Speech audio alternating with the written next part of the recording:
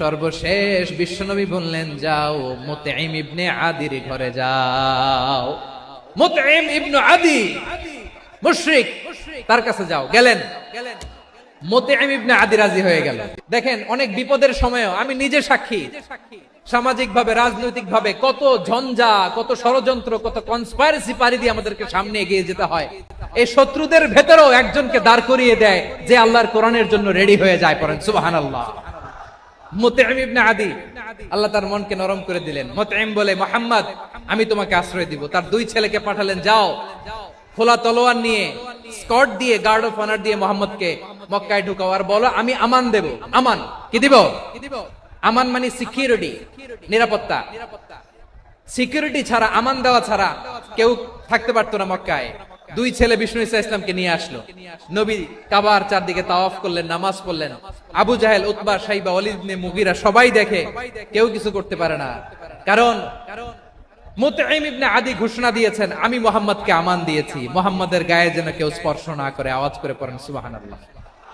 নবীর এই বিপদ কালে মুহূর্তে মুতঈমের হৃদয়টারে নরম করে দিল কে? এই মুতঈম কি মুসলিম ছিল না মুশরিক? তাহলে মুশরিকের কাছ থেকে নবী পলিটিক্যাল অ্যাসাইলাম, আধুনিক রাষ্ট্রবিজ্ঞানের ভাষায় পলিটিক্যাল অ্যাসাইলাম, যেটাকে বলে রাজনৈতিক আশ্রয়, উনার আমান বা নিরাপত্তার এই ঘোষণায় তিনি মক্কায় ঢুকলেন। যতদিন নিরাপত্তা ছিল ছিলেন। মুতঈম যখন মারা গেল, বিষ্ণু ঈসা ইসলাম হিজরত করে মদিনায় চলে গেলেন। সুবহানাল্লাহ। কিন্তু মুতঈম যে বিশ্বনবীর উপকার করছে, এটা বিশ্বনবী ভুলে নাই।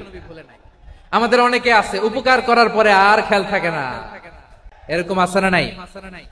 আমার নবী ভুলে নাই।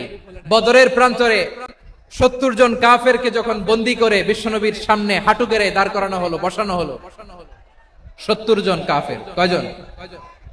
বিশ্বনবী তাদের দিকে তাকিয়ে বললেন, সহিহ বুখারীর বর্ণনা, লাউ কানাল মুতঈম ইবনে আদি হাইয়ান সুম্মা কাল্লামানি হাউলা ইন্নাতনা লা তারাকতুহুম লাহু।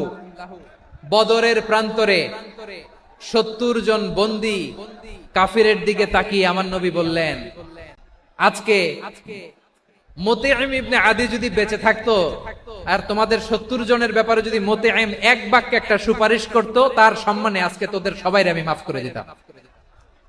বিশ্বনবী মুতঈমের এই সাহায্যের কথা বলে নাই। 70 জন মুশরিক হাঁটু গেড়ে বসা, নবী চাইলে এখনই এক্সিকিউশন অর্ডার দিতে পারে। তিনি বললেন, আজকে যদি মুতঈম বেঁচে থাকতো আর মুতঈম যদি তোদের জন্য সুপারিশ করতে, এই আবর্জনাগুলোর ব্যাপারে সুপারিশ করতে, আমি মুহূর্তেই তোদেরকে এমনি মাফ করে দিতাম। শুধু তাই নয়, যাকে যে সম্মান দেয়ার আমার নবী দিতেন, হোক আস্তিক হোক নাস্তিক, হোক মুসলিম হোক অমুসলিম,